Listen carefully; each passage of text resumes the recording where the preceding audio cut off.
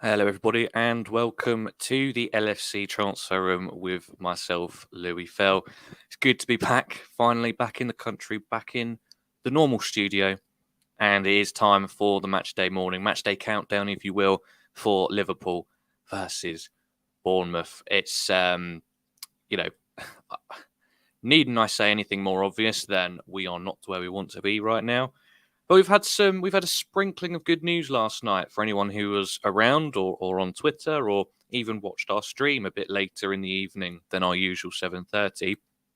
There is some good news over the horizon potentially, and we'll talk all about that a little bit as well as looking ahead to this fixture at Anfield. Our first 3 p.m. kickoff of the season, which feels quite bizarre, having played on Monday two games in a row.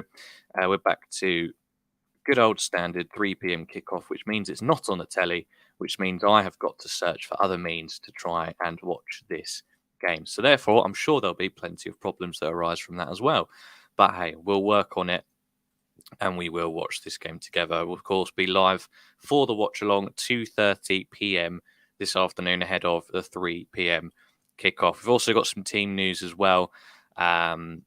In terms of injuries, although there's not too much of a change on that front either.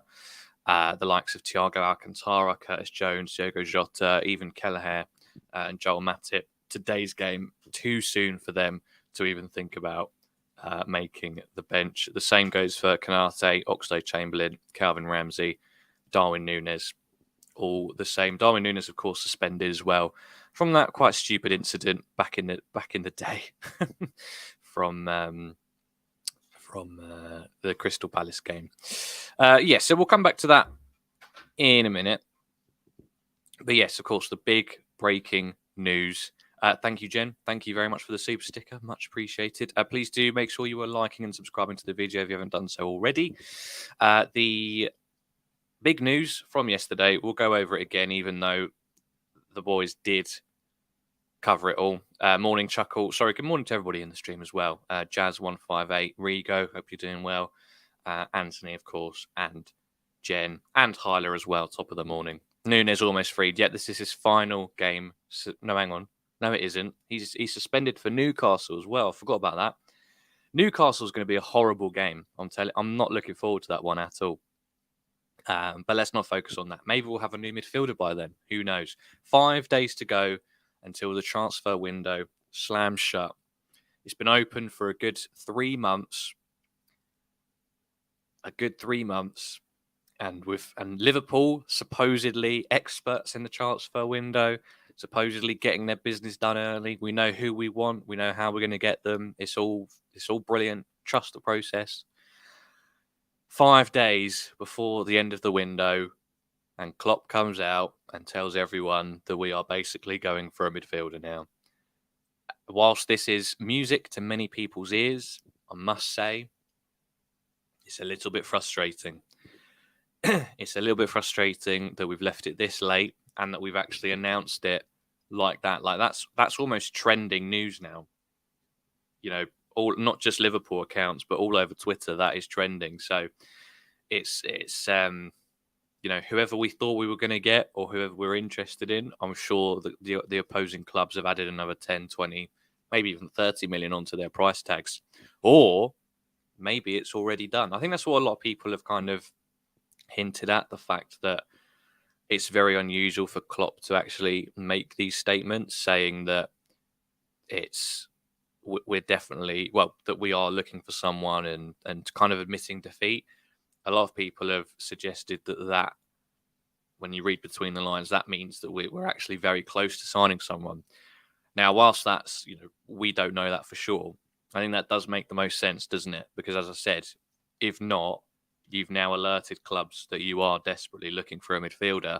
And as soon as you see Julian Ward's email pop up in your inbox, you're going to think, right, wherever he's offered, I'm asking for another 50 million straight away, because they are desperate and they have said they are desperate. Good morning, everyone. Good to have you back, and it's good to be back as well. Please do like this video, please subscribe, and please share it about as well. We'll be live at 2:30 for the Liverpool-Bournemouth game. Charlie says they look like fools not signing Nunes now. Yeah, I mean it's a bit of a danger when Wolves on paper look like they've got a better starting midfield than you do at times. But then again, we're interested in Ruben Neves for some reason, which I'm okay with. If we were to bring in the likes of Neves, I'd be okay with that.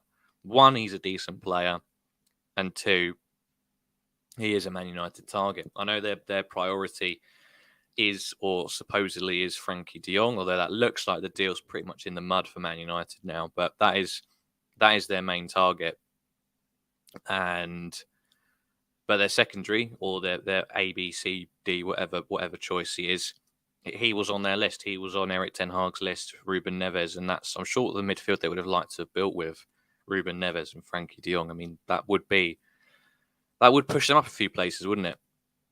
If we haven't, can we talk about Frankie de Jong? Says Two Shot. I'm doing it now, mate. You've just joined in time. Please like the video and subscribe. Oluwu says I'm stuck between FDJ or Cancelo. Oh.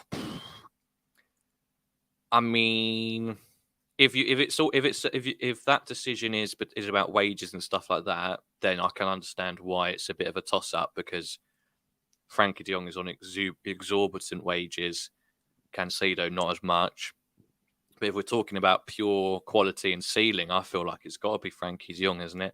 If wage and money isn't a problem, it's got to be Frankie de Jong, I feel like.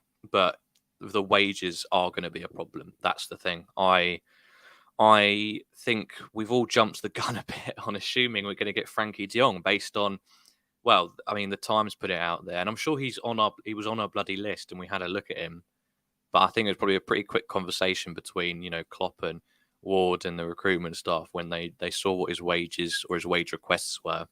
I'm sure that was a pretty short conversation in actual fact. Jen's still holding out for Jude Bellingham. Will it be this year? Will it be next year?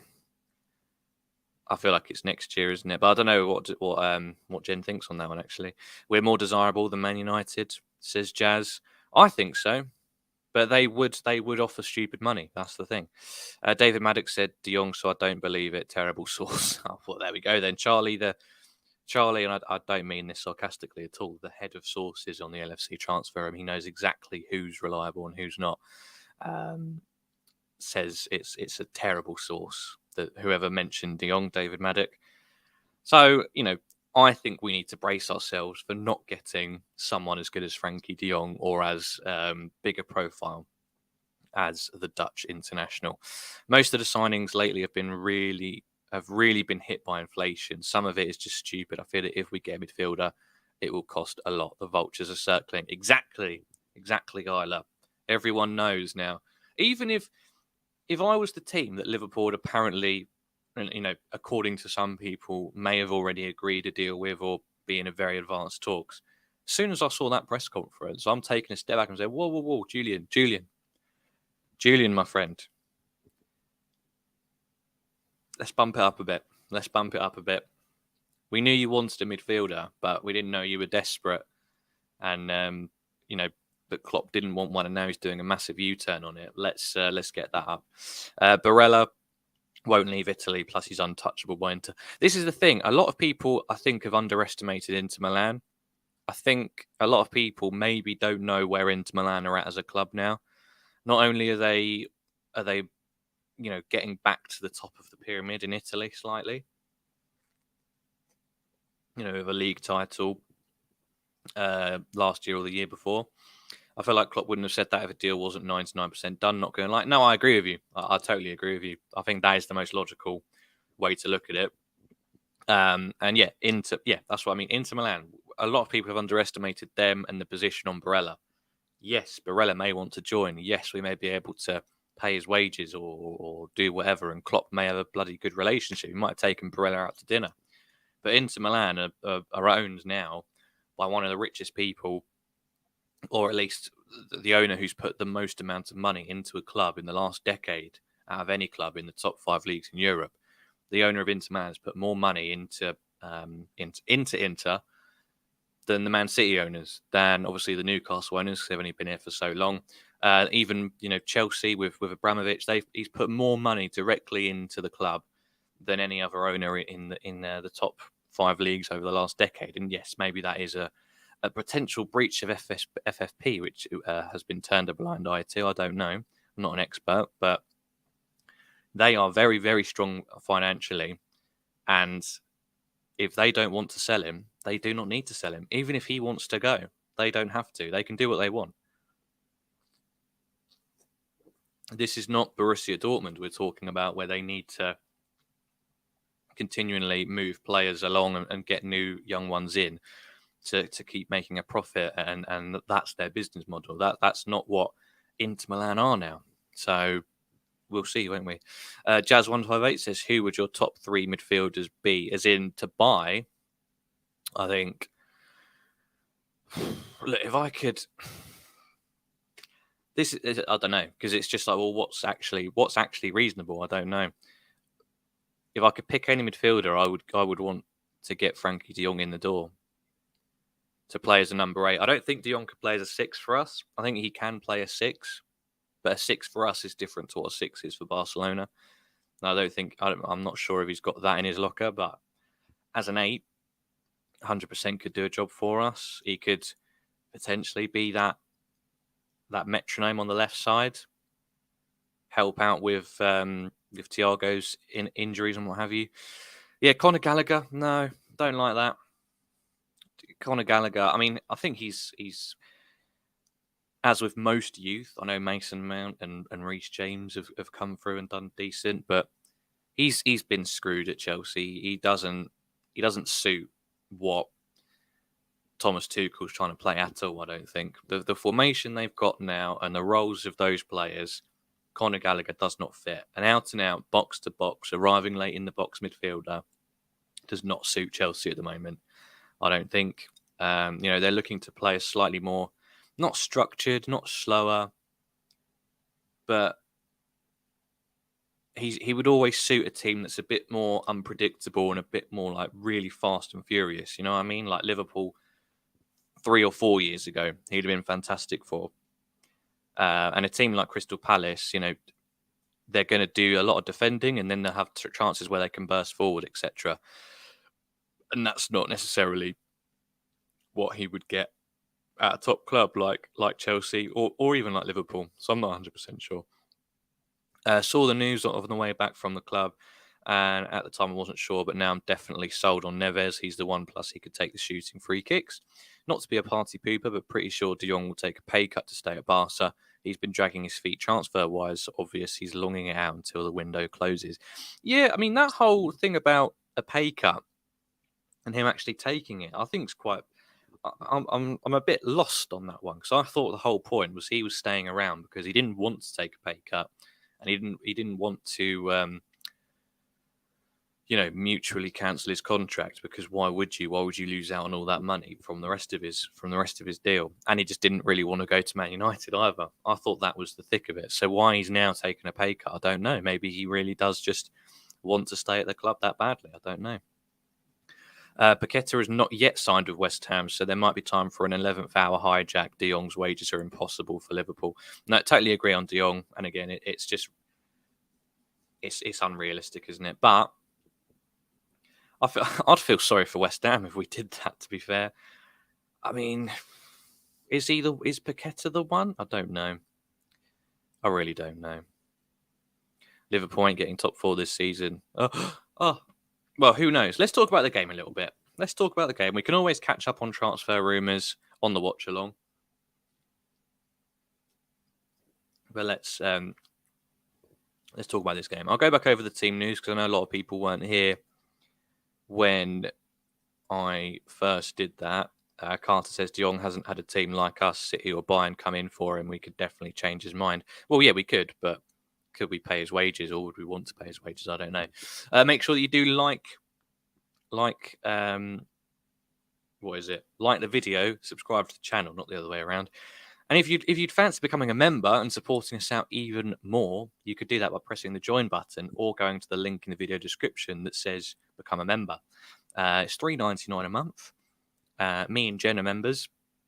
and it just goes straight back into the channel, helping us to create more content, get people to edit our videos, all that good stuff. So if you would like to get a bit closer, get some exclusive badges and a label of honor and some stickers to put in the chat whenever you feel like it, consider becoming a member. It really does help us out. But of course, just you being here is help enough as well. So please do like and subscribe. We're winning the game, Louis, says Jen. Yep. So let's talk about it. I'll put it off enough. So the team news is to be expected. Thiago Alcantara, Curtis Jones, Diogo Jota, Queeve Kelleher, and Joel Matip will not be back into this game. None of them are yet fit. Joel, Curtis, and Thiago, however, are probably the closest. Queeve will be in training next week, according to Klopp, but those three are perhaps the closest to getting back into action. So Diogo, he just says, is getting closer, but we need Diogo Jota back. His unpredictability, his real knack for popping up in the right spaces, that's just stuff that we definitely need when we're in these slightly more frustrating games. Naby will not be here after what happened. And Klopp is still saying it's not 100% clear exactly what it is. It's just a muscle problem. So, look, I've been relatively neutral, but I always tend to back our players. So I've always been quite on Naby's side, especially after last season. I think he was good. But this is just... There's always that one injury that it's like, the one hair that will break the camel's back or whatever the phrase is. It's like, for God's sake. It's the same with Oxlade-Chamberlain. Like, he got into a bit of a strop last year because he got taken off at Nottingham Forest. He comes back into pre-season. A lot of people think, oh yeah, he could actually do a job for us this year if he stays fit. And within a couple of games, that's it. He's injured again, isn't he? So it's again, how much longer how much more time do you give these guys? I honestly don't know. A record could be broken today. Mo Salah will become Liverpool's outright second highest scorer in the Premier League with 121 goals if he scores. I mean, that's something to celebrate. But if it's another equaliser or getting us back to 2-1 again, I don't think many of us will be celebrating, do you? Kanate, Oxlade-Chamberlain, Calvin Ramsey remain sidelined. So those are the more serious ones. I mean, God knows what happened to Kanate. Darwin Núñez will serve the second of his 3-game suspension. That feels like it's been forever since we last saw Darwin Núñez put on the red shirt. But in terms of Bournemouth, Dominic Solanke could be back. Although either way, I'm not sure that's... Please don't come back to bite me in the arse. Is not too much of a problem if he does or not. I don't know. Jamal Lowe has also returned to training. Ryan Fredericks, Joe Rothwell, and Junior Stanislas are ruled out. So both teams with several injuries and having to change around their squad ever so slightly. In terms of form coming into this game, though, it's not great, is it? I mean, look, this is the interesting thing, right? We should beat Bournemouth. We should beat Bournemouth comfortably. They, in my opinion, do not have the squad to stay in the Premier League, and they will absolutely be fighting it out down the bottom. Maybe not even fighting it out. It could be, wrapped up fairly early in the season. I don't know. But you can't say with any confidence that we're going to beat them. We've played 3 games so far, drawn 2 of them against lesser opposition, and lost against one of our biggest rivals who had lost their first 2 games of the season. So whilst we can all sit there and say, well, Klopp's had a word, Klopp looks really focused in his press conferences. Oh yeah, we're going to bounce back and thrash Bournemouth. You don't know. You just don't know. I'm not calling it. Maybe closer to the game, I might put a cheeky prediction in, but I'm not calling this game. I'm not saying that I don't think we do. I don't think it's going to be an easy game. Again, I think even though Bournemouth have had a torrid start, they're going to bounce. They're going to bounce, and they're going to try and make this hell for us at Anfield. They're going to try and silence the crowd. They're going to slow it all down. Yeah, Scott Parker's beaten us at Anfield. I'm sure he has as well. I think you're right. I watched the replay of the Bayern game last night when we beat them 3-1, night and day performance compared to last week's as Bojack. Oh, yeah. I wouldn't even have to watch that game to tell you it was night and day, the performance. I mean, not even many of the players have changed, have they? Like, it was still Milner and Henderson in midfield, wasn't it? Or maybe but obviously probably Wijnaldum played that game, although we had Fabinho. Oh, God. Last week it was 100% that we were going to smash United. Now we can't even be sure about Bournemouth. Yep, exactly, Aditya. Exactly. Honestly, I want Klopp to play Bajcetic today. Maybe. You know, I was just about to say no way, but stranger things have happened. You know, the rotation against Man United was a bit bizarre. Even, like, I get why Fabinho was probably rested to get minutes into Henderson. Elliott deserved to start. Maybe he thought Milner could help do it and actually do a job, but he was slightly let down on that one.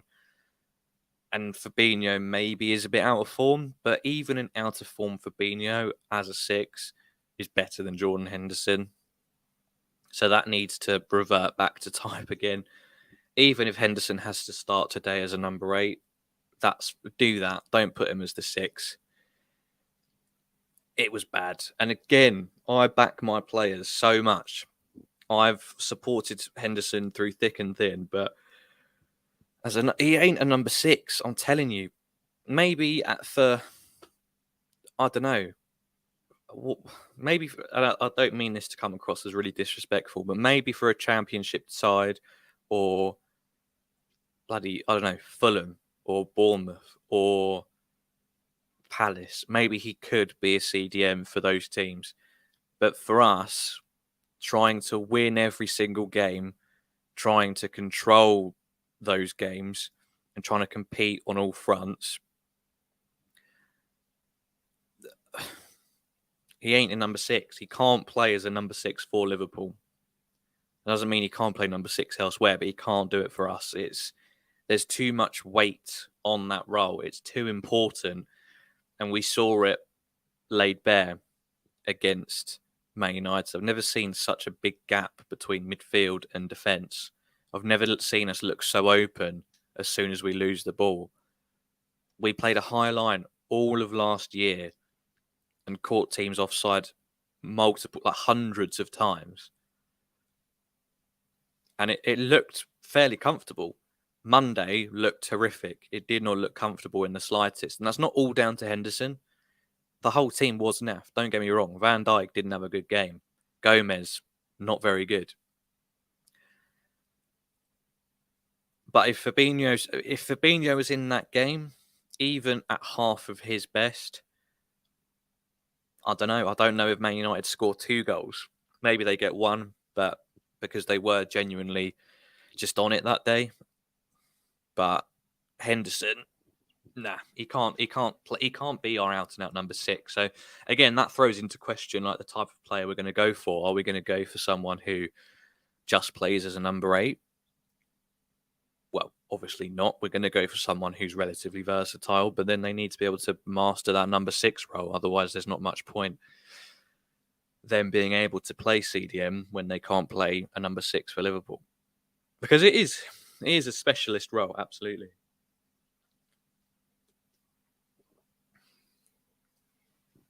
Mark Noble knew his time had come with Rice. Henderson needs to do the same. Yeah, maybe. But who have we got? That's the question. I was with Jurgen that we don't need a new midfielder, but seeing Milner and Henderson in the starting 11 changes a man. I think I always felt we could do with another midfielder. The last few weeks have made it quite clear that we definitely need a midfielder. It's all well and good getting Bellingham next year, and I hope that is confirmed, and I'm sure Jen will tell me that it definitely is. But I don't see the point in throwing away or just ignoring the issue until next year when you could just go and sign someone now, bed them in for a year, a decent player who's maybe 2nd, 3rd or 4th on your list, And then when Jude Bellingham comes in, you've already got two new midfielders. One's already bedded in with the squad, who can take you into your heroic future, can't they? We need 3 midfielders, honestly, says Charlie. Not getting at least one this summer is criminal. Imagine if we don't sign anyone. Imagine if it was just like a throwaway comment by Klopp. Like, imagine if it wasn't actually that deep. And they are genuinely just still looking, and they apparently, imagine that, they don't find what they are looking for. And the window slams shut on the 1st of September, and we've still got the exact same midfield we had before. Imagine that. Liverpool had 70% possession in the Man United match, so work rate isn't the problem, but rather defending and converting our chances into goals. 17 shots last match. Bloody hell, it didn't feel like 70% possession. That's crazy. Ox buggered, Milner old, Keita buggered, Thiago great, but injury prone, Henderson shite. There are 4 midfielders that need shipped ASAP. And Anthony says they'll say we didn't find the right player. Look, sorry, Anissa. Sorry, Jen. I'm not trying to be negative, Nancy. I've just, as your host on the Matchday countdown, I feel like I've just got to provide, the whole picture and every possible outcome. But that's not what I believe. I'm fully on board the train that we are going to sign someone before the 1st of September. Maybe even tonight or tomorrow. Who bloody knows?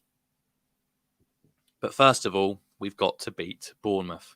It's a massive last few days of August on the LFC transfer room and for Liverpool. So make sure you do stick around for that. If you haven't done so already, please like the video and please subscribe to the channel. We'll be going live at 2:30 p.m. this afternoon for Liverpool versus Bournemouth, going right the way through that game, 3 p.m. kickoff, and then having, of course, the post-match reaction.